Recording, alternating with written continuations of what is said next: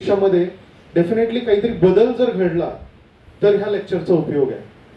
आणि मी एक sustainable lifestyle trainer देखील आहे, एनर्जी लिटरसी ट्रेनर आहे. कॉर्पोरेट्स असू दे, सोसायटीज असू दे, कुठे असू दे, ग्रीन आर्मीच्या माध्यमातून आपण लोकांपर्यंत पोहोचण्याचा प्रयत्न करतो. ठीक आहे, आपण आता थोडीशी सुरुवात करूया. मी काही प्रश्न करीन, अगदी न घाबरता, without hesitation you can answer, raise your voice और रेज युअर हँड. ओके, तुम्हाला काही प्रश्न वाटले मध्ये कुठे तर बिनधास्त विचारा. आपल्याला सगळ्यांना भारतीय संविधान माहिती आहे. ठीक आहे, आपण नेहमी एक गोष्ट, we always talk about our constitutional rights, आपल्या संविधानिक अधिकारांबद्दल बोलतो. पण किती लोकांना माहिती की ह्याच संविधानाने आपल्याला एक कर्तव्य दिलंय?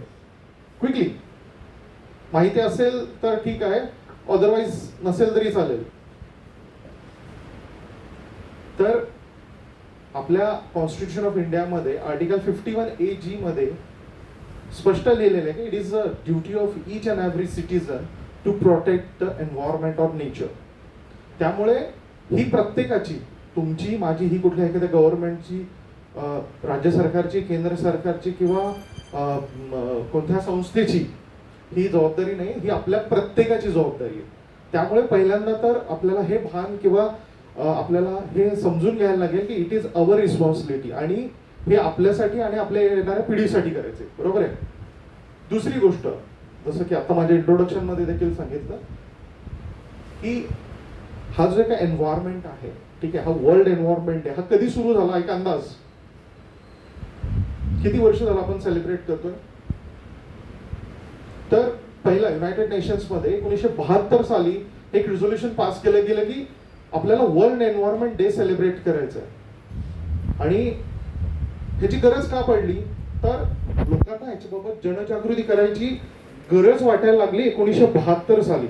आणि त्याच्यानंतरनं 1973ला 1973 5th June was celebrated as a first world environment day.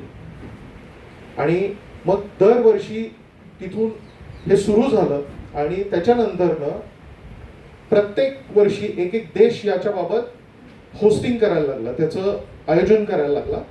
आणि प्रत्येक वर्षी एक एक थीम होती. 2018 मध्ये देखील भारताने देखील वर्ल्ड एन्व्हायरमेंट डेचं होस्टिंग केलं होतं. त्यावेळेस देखील end of plastic pollution he theme होती. आणि यावर्षीचा जो वर्ल्ड एन्व्हायरमेंट डे आहे त्यावर्षी त्याची सुद्धा थीम सुदैवानं तीच आहे की एंड ऑफ प्लास्टिक पोल्युशन. आणि यावेळेस जी होस्टिंग कंट्री आहे ती रिपब्लिक ऑफ कोरिया आहे. हे सगळं सांगायचं का? तर आपल्याला हे कळलं पाहिजे की आपण नेमकं आज कशासाठी जमलो आणि इथून आपल्याला पुढे काय करायचं. बरं, आपण वर्ल्ड एन्व्हायरमेंट डेच्या दिवशीच फक्त पर्यावरणाबद्दल बोलणार आहोत का? तर बिलकुल नाही. Green army believes in action. Green आर्मीची जी टॅगलाईन आहे तीच